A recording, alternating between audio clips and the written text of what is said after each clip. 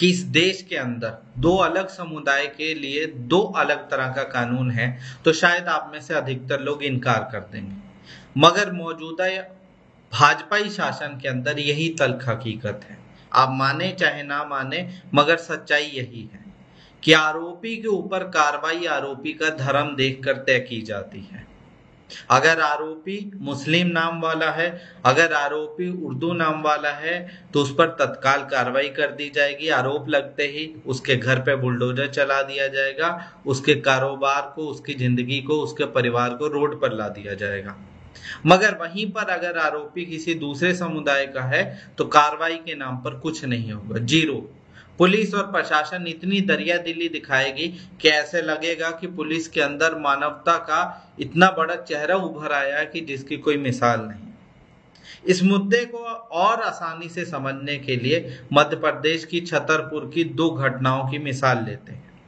कल मध्य प्रदेश के अंदर दो घटनाएं हुई। एक घटना ये थी कि दलित संगठनों की तरफ से भारत बंद का आह्वान किया गया था। मध्य प्रदेश के छतरपुर में भी इसको लेकर भीम आर्मी की अगुवाई में प्रदर्शन हुआ, और ये प्रदर्शन एक टाइम के बाद हिंसक हो गया। उसमें उपद्रव किया गया, दुकानों में तोड़फोड़ की गई, दुकानों को लूटा गया। हालात इतने खराब हो गए कि पुलिस प्रशासन को लाठीचार्ज करना पड़ा। पूरी भीड़ को तितर बितर करना पड़ा। अच्छी खासी भीड़ थी जिसने दुकानों पर हमला किया, दुकानों में लूट करने की कोशिश की, मगर पुलिस ने इस मामले को आखिरकार हैंडल कर लिया। अब पुलिस की दरियादिली देखिए कि जिस भीड़ ने दुकानों में तोड़फोड़ करने की कोशिश की, पूरे शहर का माहौल खराब करने की कोशिश की, उस पर कोई एफआईआर नहीं हुई, कोई कार्रवाई नहीं हुई और कोई गिरफ्तारी नहीं हुई। ठीक है, भीड़ थी, भारत बंद का आह्वान दिया था, चलता है, कोई बात नहीं, अपने हैं, ये कहकर मामला रफा दफा हो गया। सेम डे, उसी दिन दूसरी तरफ मुस्लिम समुदाय की तरफ से रसूलुल्लाह के खिलाफ आपत्तिजनक टिप्पणी करने वाले एक आरोपी के खिलाफ एफआईआर दर्ज करवाने के लिए कोतवाली थाने पर मुसलमानों की एक अच्छी खासी गिनती पहुंचती है। पुलिस के साथ वहां पर बातचीत होती है, एफआईआर दर्ज करने को कहा जाता है। पुलिस एफआईआर दर्ज नहीं करती, कहती है कि ये मामला नासिक महाराष्ट्र का है, इसलिए हम लोग एफआईआर दर्ज नहीं करते। भीड़ और पुलिस के अंदर कहासुनी शुरू होती है और एक तनाव का माहौल शुरू हो जाता है। अचानक से पत्थरबाजी की वजह से वहां पर भगदड़ टाइप का माहौल बन जाता है और 2-3 पुलिस वालों को चोट भी लगती है। अब इस मामले में देखिए, जो मुसलमानों की भीड़ थाने पर गई थी कि रसूलुल्लाह की बेअदबी करने वाले व्यक्ति के खिलाफ एफआईआर हो, उसी पुलिस ने उस भीड़ के 400 से ज्यादा लोगों के खिलाफ एफआईआर दर्ज की और 50 या उससे ज्यादा लोगों की अभी तक गिरफ्तारी की खबर भी आ चुकी है। जो भीड़ किसी की गिरफ्तारी के लिए गई थी, अब पुलिस उन्हीं की गिरफ्तारी कर रही है। सबसे खतरनाक चीज इस मामले में ये हुई कि पुलिस की तरफ से कहा गया कि इस मामले में कांग्रेस नेता शहजाद अली मुख्य आरोपी हैं।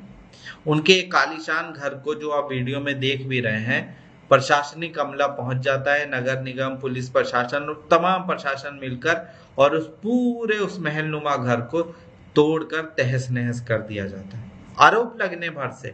जबकि अभी भी ये मामला जांच का विषय है कि पत्थर किसने फेंका, किसकी तरफ से पत्थरबाजी हुई, क्या मामला था, उसमें अभी तक कुछ भी तथ्य सामने नहीं आए। पुलिस खुद ही जज साहब बन बैठी है। पुलिस को लग रहा है कि हम ही इंस्टेंट इंसाफ करेंगे। ठीक है, चलिए आपकी बात को एक समय के लिए मान लेते हैं कि जो इतने सालों से घर वैध था, अचानक से एक मामले की वजह से अवैध हो जाता है, आपने तोड़ दिया। वीडियो में ध्यान से देखिए कि बुलडोजर जब वहां पर कार्रवाई कर रहा है तो वहां पर कारें भी खड़ी थी। कुछ घर अवैध था, कारें कब से अवैध होने लगी? जो कारों पर आप बुलडोजर चला रहे हो, उनको चकनाचूर कर रहे हो, ये तो कहीं ना कहीं प्रशासन की मुसलमानों के प्रति खुन्नस को दर्शाने के लिए काफी है। अगर घर अवैध था तो कार कैसे अवैध होगी? कार भी अवैध होती है।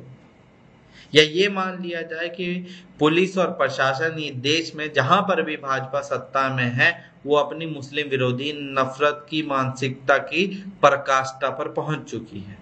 उसके लिए मुस्लिम आरोपी या आरोप लगना भर ही काफी है कि उनके घर को तोड़ दिया जाए, उनके परिवार को रोड पर ला दिया जाए, उसके कारोबारी संस्थानों को बंद करवा दिया जाए, सिर्फ आरोप लगने से।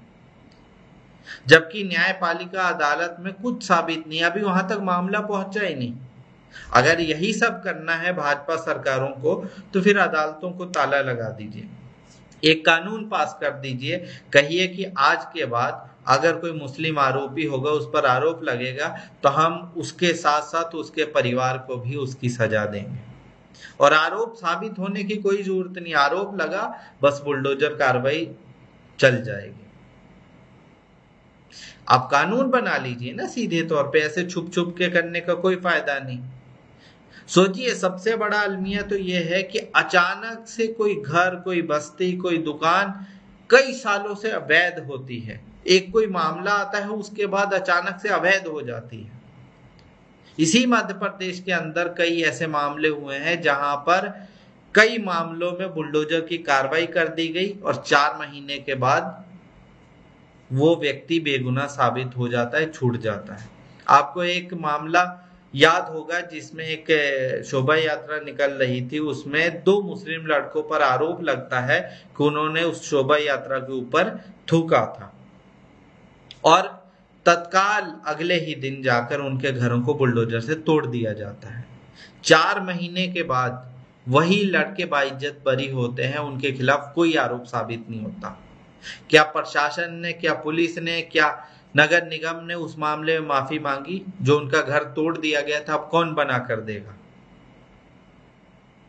किसी के ऊपर आरोप साबित होने से पहले ही उसको सजा देने का अधिकार अगर प्रशासन, पुलिस और सत्ताधारी पार्टी समझती है उसके पास आ गया है, तो फिर खत्म कर दीजिए, संविधान को खत्म कर दीजिए, अदालतों को बंद कर दीजिए, न्यायपालिका को ताला लगा दीजिए, कह दीजिए कि हम ही आरोप लगाएंगे, हम ही जज साहब हैं, हम ही फैसला करेंगे, किसी और चीज की जरूरत नहीं।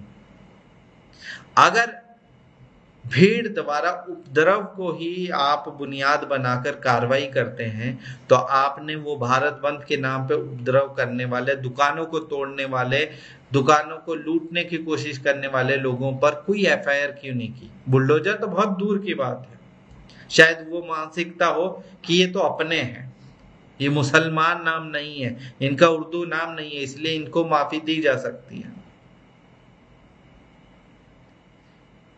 इस प्रकार अगर तंत्र पुलिस स्टेट की स्थापना करना चाहता है तो इसके दूरगामी जो नतीजे हैं वो बहुत भयंकर निकलेंगे और जिसका फल हर व्यक्ति को भुगतना पड़ेगा। मुसलमान तो भुगत ही रहे हैं, दलितों को भी भुगतना होगा, बाकी समुदाय को भी भुगतना होगा। आपकी खामोशी इस मुद्दे पर सत्ता को और निरंकुश बनाएगी और पुलिस को पुलिस स्टेट बनाने में सहयोग करेगी। आज शायद आप मुसलमानों के टूटते हुए घरों को देखकर खुश हो सकते हैं, मगर कल को जब यही बुलडोजर आपके घरों की तरफ पलटेंगे तो आपको बचाने वाला, आपके लिए आवाज उठाने वाला कोई नहीं बचेगा।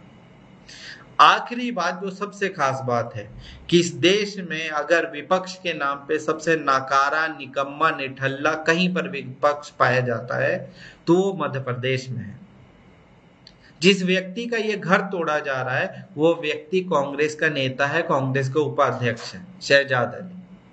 अगर कांग्रेस प्रदेश में अपने नेता की सामाजिक सुरक्षा नहीं दे पा रही है तो उसे मंचों से सामाजिक सुरक्षा, सामाजिक न्याय, आबादी के हिसाब से भागीदारी, ये सब ढोंग करना बंद कर देना चाहिए। अगर कांग्रेस अपने नेता को सुरक्षा नहीं दे सकती तो आम मुसलमानों को, आम लोगों को क्या सुरक्षा देगी? इस देश ने वो दौर भी देखा है कि जब कांग्रेस ने अपने एक सांसद को मरने के लिए छोड़ दिया था गुजरात में, मगर कोई मदद नहीं की गई थी। किस प्रकार कांग्रेस के ऊपर मुसलमान भरोसा कर लें? खाली चुनावी मैदान में आने के बाद मंचों से मीठी मीठी बातें बोल देने से सब कुछ हो जाता है? कहाँ है वो सब कांग्रेसी नेता जिनके लिए शहजाद अली हमेशा काम करते थे, उनके लिए सहयोग करते थे, उनके प्रोग्रामों का आयोजन करते थे, सब गायब है। किसी की कोई आवाज नहीं निकल रही है। पूरा कांग्रेसी और विपक्ष इस मामले में खामोश हो चुका है। क्या मान लिया जाए कि कांग्रेस एकदम नाकारा हो चुकी है, उसे सिर्फ सत्ता से मतलब है, उसके लिए मुसलमान की हैसियत वोटर की है।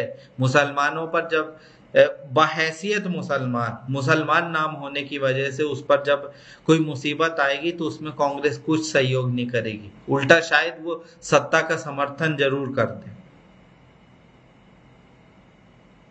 तो इसलिए इस मामले में मुझे लगता है कि मुसलमान अब अपने खिलाफ होने वाले मामलों पर, अपने रसूलुल्लाह की बेअदबी होने पर भी अगर कार्रवाई की मांग कर दे तो उस मनहूस व्यक्ति के खिलाफ कार्रवाई होने की बजाय उल्टा मुसलमानों के खिलाफ मुकदमा होगा, मुसलमानों के घरों को ही बुलडोजर से तोड़ दिया जाएगा। यकीन रखिएगा कि इस पथराव के आरोप के चलते अब छतरपुर के अंदर मुसलमानों के मोहल्ले, मुसलमानों के घरों, मुसलमानों के दुकानों में कई दिन तक दहशत रहेगी। प्रशासन जिसका घर चाहेगा आरोप की बुनियाद पर तोड़ देगा, जिसको चाहेगा, जिसके परिवार को चाहेगा रोड पर ले आएगा, जिसको चाहेगा उसकी गिरफ्तारी कर लेगा। कहां आप अपने मुद्दे के लिए गिरफ्तारी की मांग करने गए थे, अब पूरे शहर में पुलिस और प्रशासन गिरफ्तारी के नाम पर आतंक फैलाएंगे। इस पूरे मैटर पे आपका क्या सोचना है कि क्या देश के अंदर सच में अब दो अलग समुदाय के लिए दो अलग कानून बन चुके हैं? प्रशासनिक तौर पर या सत्ता में बैठी भाजपा की वजह से ऐसा हो चुका है कि आरोप लगने पर मुसलमान फौरन तत्काल बुलडोजर चल जाएगा, मगर दूसरी तरफ दूसरा आरोपी बलात्कार जैसा जघन्य अपराध भी कर दे, लोगों के घर मकान तोड़ दे। हमने देखा है कांवड़ यात्रा के नाम पे पूरे के पूरे होटलों को तबाह कर दिया गया, पूरी की पूरी गाड़ी को तबाह कर दिया गया, कई व्यक्तियों को बहुत बुरी तरीके से मारा पीटा गया। कार्रवाई तो छोड़ दीजिए, मुकदमा तक नहीं किसी पर दर्ज हुआ। मान लेना चाहिए कि मुसलमान यहाँ पर आप भी भरेगा तो उस पर कार्रवाई हो जाएगी। इस मुद्दे पर आपकी क्या राय है, हमारे साथ जरूर साझा करें। धन्यवाद।